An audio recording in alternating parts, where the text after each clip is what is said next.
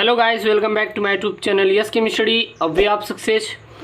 और इस वीडियो में हम लोग जानेंगे क्लास 12th जो फिजिक्स है, chapter first NCERT Hindi medium वालों के लिए, एमपी यूपी बिहार झारखंड मध्य प्रदेश जितने भी हैं सभी के लिए, उत्तराखंड वालों के लिए। और ये हमारा फास्ट रिवीजन बैच है बोर्ड एग्जाम 2021 के लिए। जी हाँ, lockdown special fast revision batch है जो कि आज से क्लास इसकी शुरू हो रही है। और इसमें पूरे आपको टॉपिक कवर करते हुए ले चलेंगे। जितने भी आपके टॉपिक रहेंगे उन सभी टॉपिकों को कवर करते हुए लेके चलेंगे। आपको कोई भी नोट्स चाहिए, इसका अगर आपको पिक्चर चाहिए तो सभी आपको फ़ोटो हमारे चैनल यस केमिस्ट्री टेलीग्राम पर इसका नोट्स सेंड कर देंगे। टेलीग्राम चैनल यस केमिस्ट्री पर इसका नोट्स सेंड कर देंगे, जाके वहीं से इसको आप डाउनलोड कर सकते हैं। तो फास्ट रिवीजन बैच है क्लास 12th फिजिक्स का जो चैप्टर फर्स्ट है स्थिर वैद्युतिकी। इसमें आज हम लोग का है वैद्युत आवेश। वैद्युत आवेश क्या होता है? तो हमारा वह होता है जिसके कारण किसी पदार्थ का वह गुण, आवेश जो होता है किसी भी पदार्थ का ऐसा गुण होता है जिसके कारण वह विद्युत में प्रभाव उत्पन्न करता है या फिर इसका अनुभव करता है, उसे हम लोग विद्युत आवेश कहते हैं। तो लिख सकते हैं विद्युत आवेश किसी पदार्थ का ऐसा गुण होता है जिसके कारण वह वैद्युतमय प्रभाव उत्पन्न करता है या फिर वैद्युतमय का क्या करता है, अनुभव करता है, उसे हम लोग वैद्युत आवेश कहते हैं। यहाँ पे लिखेंगे आवेश किसी पदार्थ का ऐसा गुण होता है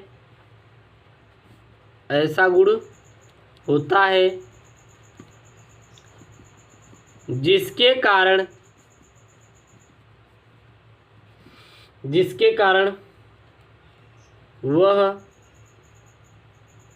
वैद्युतमय प्रभाव उत्पन्न करता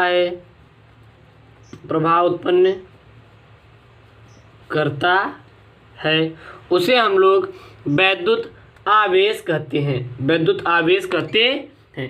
अगर हम लोग कुछ स्टार पॉइंट देखें तो जो वैद्युत आवेश अदिश राशि होता है तो लिख सकते हैं यह एक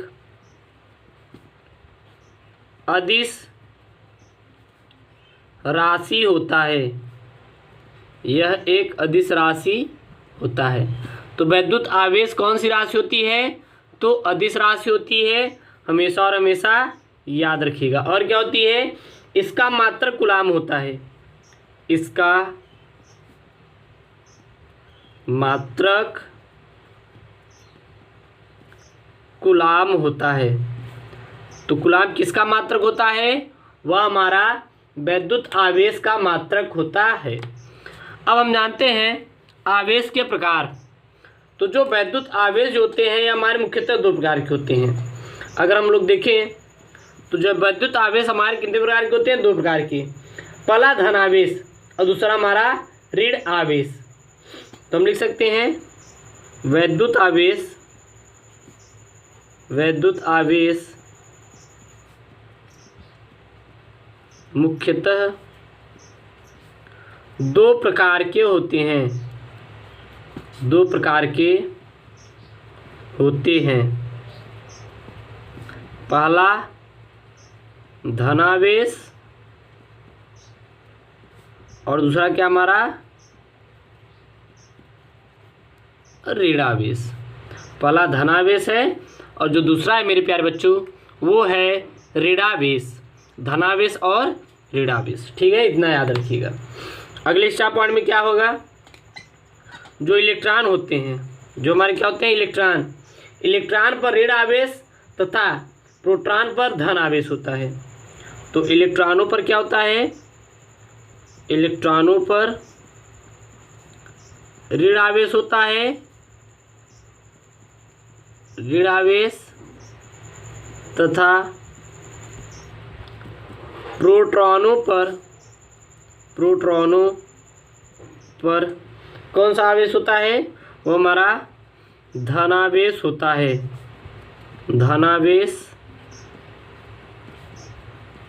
होता है। ठीक है ना। फिर हमारा क्या हो जाएगा अगले स्टार पॉइंट में, अगले स्टार पॉइंट में आपका हो जाएगा यहाँ पे वो ये हो जाएगा कि धनावेशित वस्तु इलेक्ट्रॉनों की कमी से होती है। जो अगर इलेक्ट्रॉनों की कमी से धनावेश उत्पन्न होता, लिखेंगे इलेक्ट्रॉनों की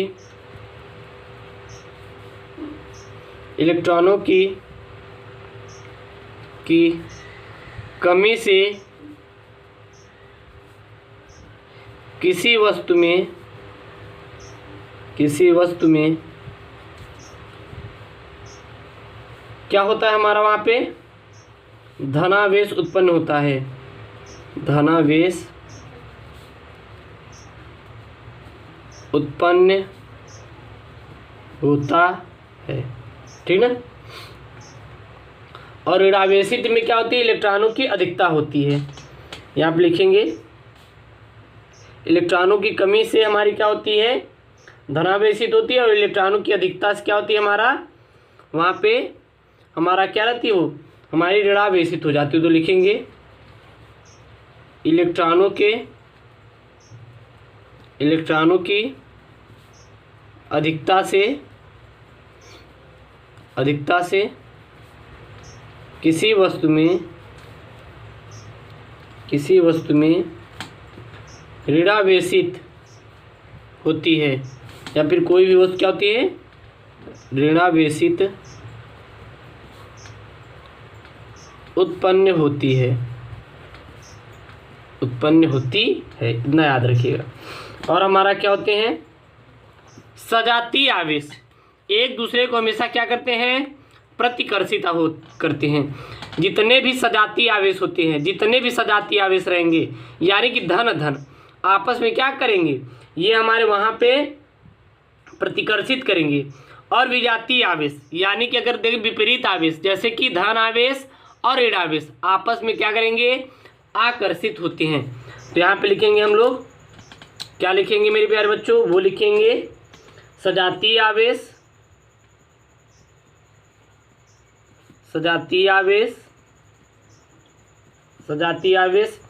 एक दूसरे को प्रतिकर्षित करते हैं,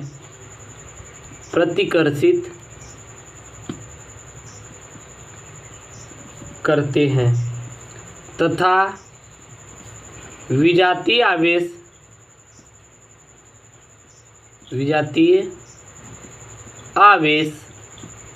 क्या करते हैं, तो विजातीय आवेश एक दूसरे को आकर्षित करते हैं, एक दूसरे को आकर्षित करते हैं,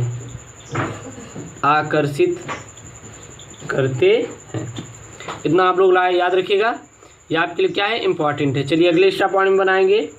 अगले स्टार पॉइंट में क्या होगा हमारा आवेशन की प्रक्रिया में इलेक्ट्रॉनों का क्या होता है हमेशा और स्थानांतरण होता है। कोई बोले कि चलिए बताइए आवेशन क्या होता है। आवेशन तो आवेशन की जो प्रक्रिया होती है इसमें सदैव क्या होता है इलेक्ट्रॉनों का स्थानांतरण होता है। तो लिखेंगे यहाँ पे आवेशन की प्रक्रिया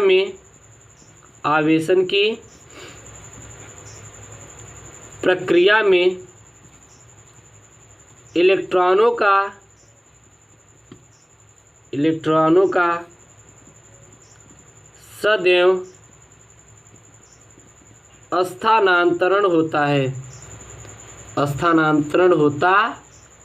याद रखिएगा। इसमें क्या कहते हैं, इसको हम लोग कहते हैं आवेशन कहते हैं।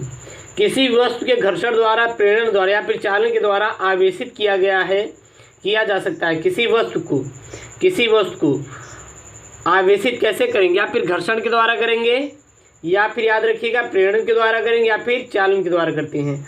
और इन प्रक्रियाओं में वस्तुओं का क्या होता है स्थानांतरण होता है, जिसे हम लोग क्या कहते हैं आवेशन कहते हैं। अब हम लोग जानते हैं कि वैद्युत आवेशों के गुण, मूलभूत गुण, तो ले लेंगे वैद्युत आवेशों के मूलभूत गुण। वैद्युत आवेशों में कौन कौन से मूलभूत गुण पाए जाते हैं? तो पहला इसमें आवेश संरक्षण का नियम पाया जाता है। आवेश संरक्षण का नियम क्या होता है? किसी विलगित निकाय में कुल आवेश नियत रहता है। पहला हमारा क्या पाया जाता है? आवेश का संरक्षण, यानी कि आवेश क्या रहता है? वो संरक्षित रहता है, यानी कि किसी विलगित निकाय में कुल आवेश नियत रहता है। किसी विलगित निकाय में कुल आवेश नियत रहता है। यह हमारा पहला गुण है। दूसरा गुण देखेंगे, आवेश का क्वांटीकरण। आवेश का क्वांटीकरण, आवेश का क्वांटीकरण, जैसे कि अगर हम लोग देखेंगे Q बराबर क्या हो जाएगा? +1 - 1 इलेक्ट्रॉन, और क्या हो जाएगा? +1 - 2 इलेक्ट्रॉन, +1 - 3 इलेक्ट्रॉन। तो ये हमारा क्या होता है? आवेश का क्वांटीकरण। तो ये हमारा स्थिर वैद्युतिकी जो कि क्लास 12 फिजिक्स चैप्टर फर्स्ट है, इसको जरूर आप लोग नोट कर लीजिए ताकि आपको अच्छे से समझ में आ जाए। ये हमारा फर्स्ट डिवीजन बैच है बोर्ड एग्जाम 2021 के लिए। इसमें हम लोग जानेंगे हैं आवेश। सभी वीडियो आपको प्लेलिस्ट मिलेंगे। ओके दोस्तों, थैंक यू, जय हिंद।